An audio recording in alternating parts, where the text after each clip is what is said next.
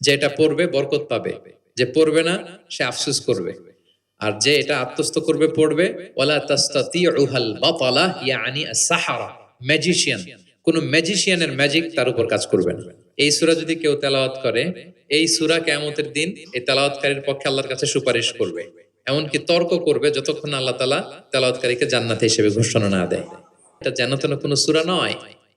এর মতো মর্যাদাপূর্ণ সূরা তাওরাত, জাবুর, ইনজিল কোথাও আসেনি।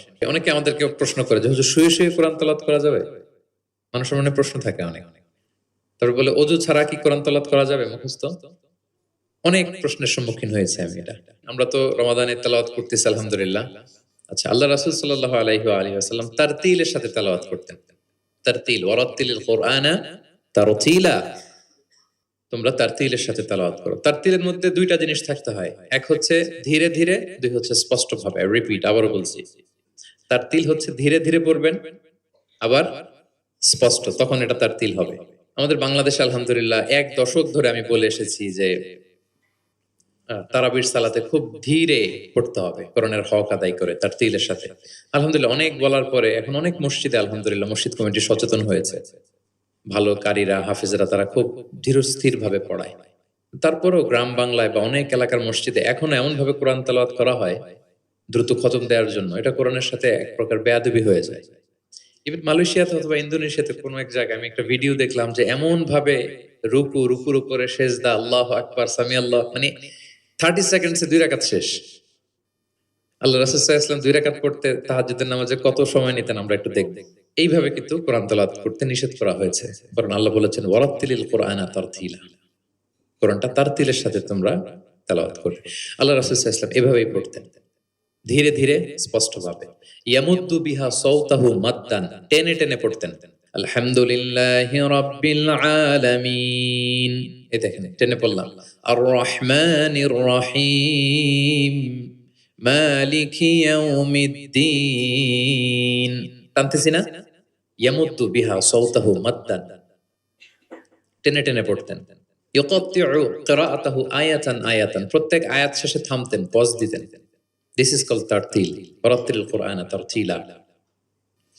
আনাস রাদিয়াল্লাহু তাআলা আনহু বলতেন, রুব্বা কারিন লিল কুরআন ওয়াল কুরআনু ইয়ালআনুহু, কোরআনের অনেক তেলাওয়াতকারী আছে, তেলাওয়াতে সওয়াবের বিপরীতে লানত পায়। কোরআন পড়লে তো সওয়াব হওয়ার কথা, কিন্তু কোরআন তাকে কি করে? লানত করে। একটু মিলায় নেন নিজের সাথে যে আমাদের তেলাওয়াতটা কেমন। আচ্ছা, তাহলে রাসূল সাল্লাল্লাহু আলাইহি ওয়াসাল্লাম তারতিলের সাথে তেলাওয়াত করতেন, পাশাপাশি তিনি খুব সুমধুর কণ্ঠে তেলাওয়াত করতেন। এবং তিনি আদেশ করতেন, যায়িনুল কুরআনা বিআসওয়াতিকুম, তোমরা তোমাদের গলায় যে আল্লাহ তাআলা সুর দিয়েছেন ওই সুর দিয়ে কোরআন তেলাওয়াত করো। যার যতটুকু সুর আছে, সবার হয়তো অত সুরেলা হবে না, যতটুকু, প্রত্যেকের একটা সুর আছে না নাই বলেন? যতটুকুই দিয়েছে আল্লাহ তাআলা আপনার গলায় সুর, ওই সুরটাকে ব্যবহার করে আপনি কোরআন তেলাওয়াত করবেন। রাসূল সাল্লাল্লাহু আলাইহি ওয়াসাল্লাম সুর দিয়ে কোরআন পড়তেন। এবং তিনি বলেছেন, লাইসা মিন্না মান লাম ইয়াতাগান্না বিল কুরআন, আমার যে উম্মত সুর করে কোরআন পড়ে না সে কবু আমার উম্মত হতে পারে না, সুর করে পড়তে হবে। বারা ইবনে আযিব রাদিয়াল্লাহু তাআলা আনহু বলেন যে আমি একবার দেখলাম এশার নামাজের সময় ক্বারা রাসূলুল্লাহ ফিল ইশাই বিত্তিনি ওয়াজ যাইতুন, মানে ওয়াত্তিনি ওয়াজ যাইতুন ওয়া তুরি সিনিন, এই সূরাটা দিয়ে রাসূল সাল্লাল্লাহু আলাইহি ওয়াসাল্লাম দেখলাম একবার এশার নামাজের ইমামতি করতেছেন। বারা ইবনে আযিব রাদিয়াল্লাহু তাআলা আনহু তিনি বলতেছেন, এবং তিনি বলেন, ফামা সামি'তু আহাদান আহসানা সাওতাম মিন, আমার জীবনে এত সুরেলা কণ্ঠের অধিকারী কোন মানুষের তেলাওয়াত আমার জীবনে আমি শুনি নাই। বারা ইবনে আযিব রাদিয়াল্লাহু তাআলা আনহু রাসূল সাল্লাল্লাহু আলাইহি ওয়াসাল্লামের একজন সাহাবী, তিনি বলেন এশার নামাজে দেখলাম সূরা আত-তিন দিয়ে তিনি নামাজের ইমামতি করছেন, এত সুমধুর ছিল নবীজির কণ্ঠ, আমি আমার জীবনে এত সুমধুর কণ্ঠের তেলাওয়াত শুনি নাই। না জানি প্রিয় নবীজি কত সুমধুর কণ্ঠে তেলাওয়াত করতেন, আমরা তো শুনতে পারি নাই। এবং রাসূল সাল্লাল্লাহু আলাইহি ওয়াসাল্লামের সুমধুর কণ্ঠের তেলাওয়াত শুনে মানুষ তো মুসলিম হয়েছেই, অনেক জিনও মুসলমান হয়েছে, অনেক জিন। মক্কার যারা গণক ছিল তারা জিন দিয়ে গণনার কাজ করত, জিনদেরকে উপরে পাঠাতো, ফেরেশতারা কি কনভারসেশন করে এগুলো শুনে আসতো, এগুলো এসে গণকদেরকে বলতো, গণকরা এগুলো বলে বলে মক্কায় বিভিন্ন ধরনের সংশয় তৈরি করত। কিন্তু যখন কোরআন নাজিল হওয়া শুরু হলো, আকাশের নিরাপত্তা জোরদার করা হলো, এখন আর জিনেরা উপরে যেতে পারে না। উপরে গেলে আগুনের গোলা ছোড়া হয় ওদের গায়ে। এবার জিনেরা একটা মিটিং বসলো, তারা বলতেছে ঘটনা কি? আগে তো অনেক ফেরেশতাদের কথা শুনে এসে গণকদের বলে দিতে পারতাম, এখন তো এই সুযোগটা নাই। ঘটনা কি? What happen? নিশ্চয়ই পৃথিবীতে এমন নতুন কিছুর আগমন ঘটেছে যেটার প্রভাবে ঊর্ধ্ব জগতের নিরাপত্তা বলয়কে আরো মজবুত করা হয়েছে। কি সেটা খোঁজো। খুঁজতে খুঁজতে খুঁজতে খুঁজতে একদল জিন রাসূল সাল্লাল্লাহু আলাইহি ওয়াসাল্লাম উকাজের এক বাজারের দিকে যাচ্ছিলেন। ইন দ্য মেইন টাইম ফজরের সালাতে তিনি নামাজের ইমামতি করছেন। ওই সময়ে একদল জিন পাশ দিয়ে যাচ্ছিল। হঠাৎ তারা দাঁড়িয়ে থমকে দাঁড়ালো, দেখে যে আল্লাহ রাসূল সাল্লাল্লাহু আলাইহি ওয়াসাল্লাম কোরআন তেলাওয়াত করতেছেন। এই কোরআনের বাণী তারা কখনো শুনে নাই। তারা শুনে অবাক, এবং এই তথ্য নিয়ে জিনদের সর্দারের কাছে যেয়ে বলল, ঘটনা তো এটা, এটার কারণে এখন আকাশের নিরাপত্তা বেশি, আমরা আর উপরে যেতে পারি না। তারা যেয়ে বলল যে আমরা ঈমান এনে ফেলছি ওই নবীর উপর। ইন্না সামি'না কুরআনান আজাবা ইয়াহদি ইলা রুশদি ফাআমান্না বিহ। তারা বলল যে আমরা কি আজীব কোরআন শুনে আসলাম, যেটা সত্যের এবং হেদায়েতের দিকে পথ দেখায়, এবং ওয়ালান নুশরিকা বিরাব্বিনা আহাদা, আমাদের রবের সাথে আমরা আর শিরক করব না, আমরা আর মুশরিক থাকবো না, আমরা ঈমান এনে ফেললাম। তাহলে আল্লাহ রাসূল সাল্লাল্লাহু আলাইহি ওয়াসাল্লামের সুমধুর কণ্ঠের তেলাওয়াত শুনে শুধু মানুষ নয়, বরং জিনেরাও ইসলাম ধর্ম গ্রহণ করেছে। আল্লাহ রাসূল সাল্লাল্লাহু আলাইহি ওয়াসাল্লাম তেলাওয়াতের মাঝখানে মাঝে মাঝে খুব কান্না করতেন, বিশেষ করে রাতের নামাজে কান্না ভেজা কণ্ঠে তেলাওয়াত করতেন। আমরা কি করি? অর্থই তো বুঝতে পারতেছি না, কোথায় কাঁদবো আর কোথায় একটু আনন্দ পাবো। দেখবেন যে কাবা ঘরের ইমামরা যখন জান্নাতের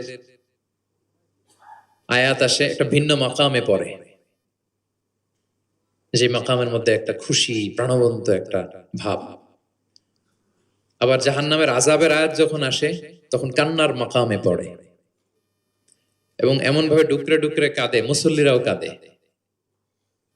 আল্লাহ রাসূল সাল্লাল্লাহু আলাইহি ওয়াসাল্লাম মাঝরাতে যখন কিয়ামুল লাইল, তাহাজ্জুদ এগুলো পড়তে দাঁড়াতেন, দীর্ঘ সময় কোরআন পড়তেন। এত দীর্ঘ সময় পা ফুলে যেত, হাত্তা তাতাফাত্তারা কাদামা, পা দুটো ফুলে মোটা হয়ে যেত। এরকম দীর্ঘ সময় দাঁড়িয়ে থাকতেন। আম্মা জান আয়েশা রাদিয়াল্লাহু তাআলা আনহা বলতেন, ইয়া রাসূলুল্লাহ, আপনার তো আগের পরের সব গুনাহ মাফ, আদতে ওনার তো কোনো গুনাহই নেই, নবীরা তো মাসুম, নিষ্পাপ, তারপরও আপনি রাত জেগে এত কষ্ট কেন করেন? আল্লাহ রাসূল সাল্লাল্লাহু আলাইহি ওয়াসাল্লাম বলেছেন, আফালা উহিব্বু আন আকুনা আবদান শাকুরা। আয়েশা, আমি কি শুকরগুজার বান্দা হব না? না, আমার আল্লাহ আমাকে ক্ষমার ঘোষণা দিয়েছে, ঠিক আছে, কিন্তু আমি কি শুকরগুজার হব না? আমার রোলটা তো আমি প্লে করব, আমার সর্বোচ্চ তো উজাড় করে আমি আমার রবের সামনে পেশ করব। মাঝরাতে তিনি দীর্ঘ সময় দাঁড়িয়ে তেলাওয়াত করতেন, পা ফুলে যেত। মাঝে মাঝে একটি আয়াত পড়ে থামতেন, সে আয়াত নিয়ে ভাবতেন, কাঁদতেন, বারবার কাঁদতেন, পড়তেন, তার দাড়ি ভিজে যেত। প্রতিটি আয়াত তিনি অনুভব করতেন হৃদয় দিয়ে, তার হৃদয়কে নাড়া দিত। এভাবে তিনি তেলাওয়াত করতেন। এক সাহাবী বর্ণনা করেন, একবার আল্লাহ রাসূল সাল্লাল্লাহু আলাইহি ওয়াসাল্লামকে আমি রাতের সালাতে দেখলাম, এমন ভাবে তিনি কাঁদছেন, ওয়ালি জাওফিহি আযীরুন কাআযীরিল মিরজালি মিনাল বুকা। গরম পানি ফুটাতে দিলে ড্যাগের ভেতরে গরম পানির যেরকম টকবকে উতলে ওঠার একটা শব্দ, এরকম উতলে ডুকরে ডুকরে কান্নার একটা শব্দ আমি শুনতে পেলাম। এভাবে তিনি কাঁদছেন। যেদিন বদরের যুদ্ধ, তার আগের রাতে আলী রাদিয়াল্লাহু তাআলা আনহু বলেন, সেনাবাহিনীর ছাউনির মধ্যে সব সাহাবারা, ৩১৩ জন সাহাবা, সবাই রাতে ঘুমাচ্ছে একটু এনার্জি নেওয়ার জন্য, সকালে যুদ্ধ শুরু হবে। কিন্তু আমি দেখলাম সবাইকে ঘুম পাড়িয়ে আল্লাহ রাসূল সাল্লাল্লাহু আলাইহি ওয়াসাল্লাম নামাজে দাঁড়িয়ে কাঁদছেন। সব সাহাবারা ঘুমিয়ে আছে, কিন্তু আমি খেয়াল করে দেখি যে রাসূল সাল্লাল্লাহু আলাইহি ওয়াসাল্লাম ঘুমান নেই, গাছের নিচে দাঁড়িয়ে তিনি সারা রাত ব্যাপী কান্না করছেন আর তেলাওয়াত করছেন। এভাবে তিনি কোরআনকে ফিল করতেন। আম্মা জান আয়েশা বলেন, রাতে এত কাঁদতেন মাঝে মাঝে তেলাওয়াত করতে করতে, হাত্তা বাল্লা হাজারা, জামা ভিজে যেত, হাত্তা বাল্লা লিহিয়াতা, দাড়ি ভিজে যেত, হাত্তা বাল্লাল আরদা, যেখানে সেজদা দিতেন জমিন ভিজিয়ে দিতেন কাঁদতে কাঁদতে। এবং রাতের সালাতে দীর্ঘ তেলাওয়াত করতেন, কিন্তু জামাতের নামাজ আবার অপেক্ষাকৃত সংক্ষিপ্ত করতেন, এটা সুন্নাহ। সব সময় তিনি তেলাওয়াত মুখর সময় কাটাতেন, দাঁড়িয়ে, বসে, শুয়ে, হাঁটা অবস্থায়, আরোহী অবস্থায়, সব সময়। অজু থাকা অবস্থায়, অজু না থাকা অবস্থায়। অজু চলে গেলেই রাসূল সাল্লাল্লাহু আলাইহি ওয়াসাল্লাম সাথে সাথে অজু করে ফেলতেন, কিন্তু অজু নেই ওই অবস্থায়ও তিনি কোরআন তেলাওয়াত করেছেন। ইবনুল কাইয়িম আল জাওজিয়া যাদুল মাআদ ফি হাদি খায়রিল ইবাদ, একটা বিখ্যাত সিরাত গ্রন্থে তিনি বলেন, লাম ইয়াকুন ইয়ামনাহু মিন কিরাআতিহি ইল্লাল জানাবা, গোসল ফরজ হয় যেই পরিস্থিতিতে, ওই পরিস্থিতি ছাড়া কোনো কিছু রাসূল সাল্লাল্লাহু আলাইহি ওয়াসাল্লামকে কোরআন তেলাওয়াত থেকে বিরত রাখতে পারতো না। মানে গোসল ফরজ হয় কোন কারণে আপনারা তো জানেন। এরকম পরিস্থিতি হলে তিনি শুধু তেলাওয়াত করতেন। এছাড়া দাঁড়িয়ে, বসে, হাঁটছেন, আরোহণ করেছেন, ওযু আছে কিংবা ওযু নেই, সবসময় তিনি কোরআন তেলাওয়াত করতেন।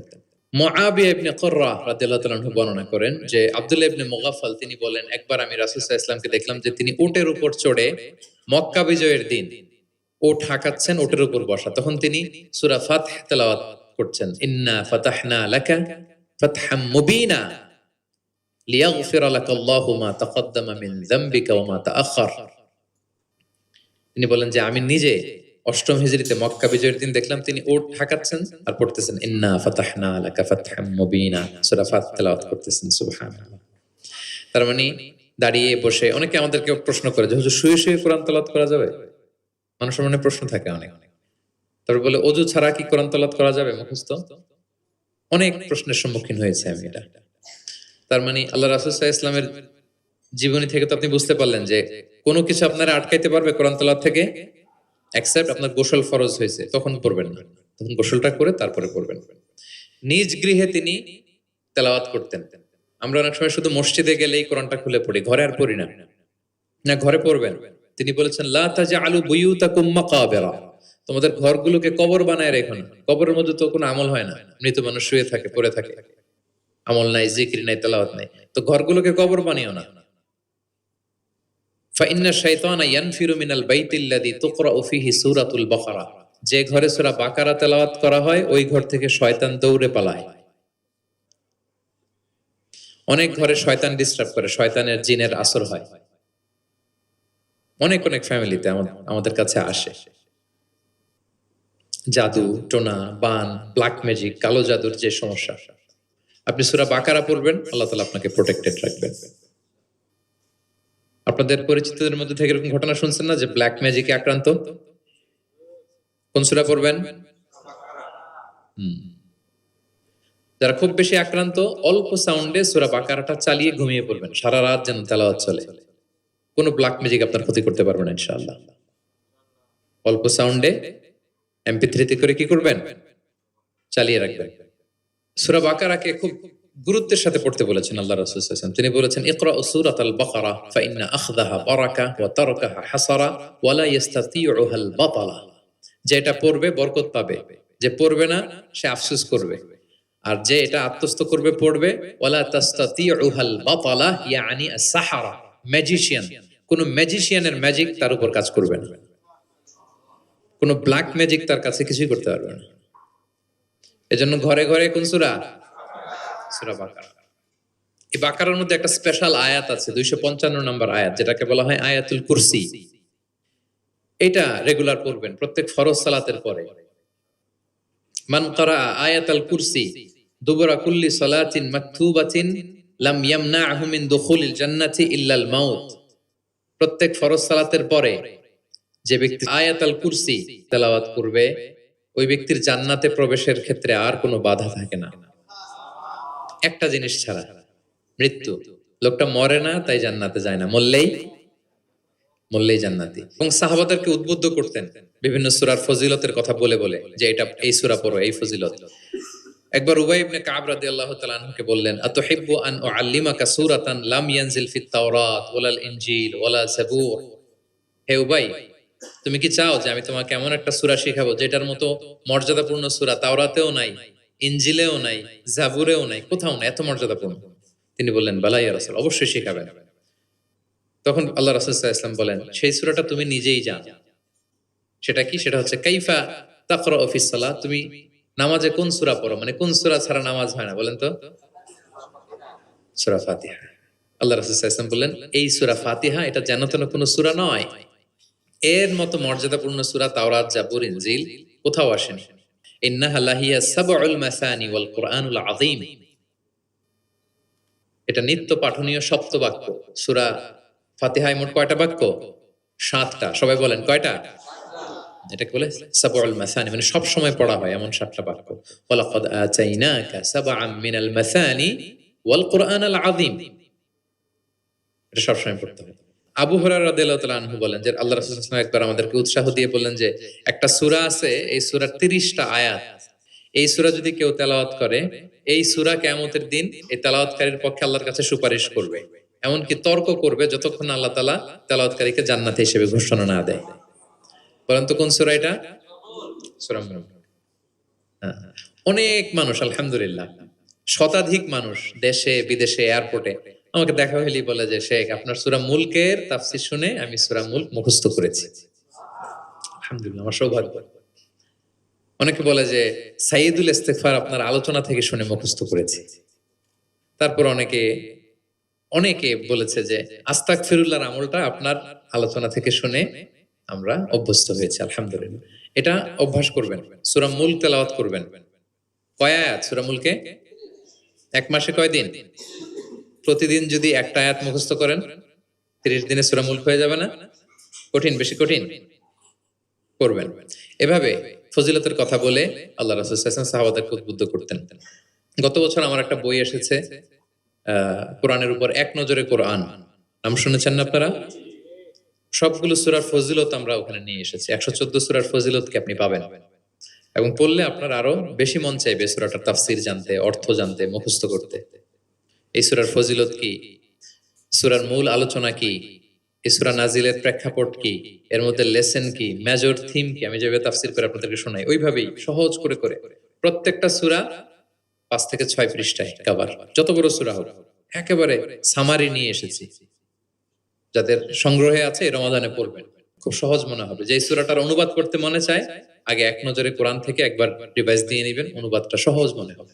যে সূরাটার তাফসীর জানতে মনে চায় আগে এক নজরে কোরআন থেকে একবার পড়ে নেবেন, একেবারে ক্রিস্টাল ক্লিয়ার, সহজ হয়ে যাবে। দাজ্জালের ফিতনা থেকে বাঁচতে আল্লাহ রাসূল সাল্লাল্লাহু আলাইহি সাল্লাম সূরা কাহাফের প্রথম 10 আয়াত মুখস্থ করতে বলেছেন।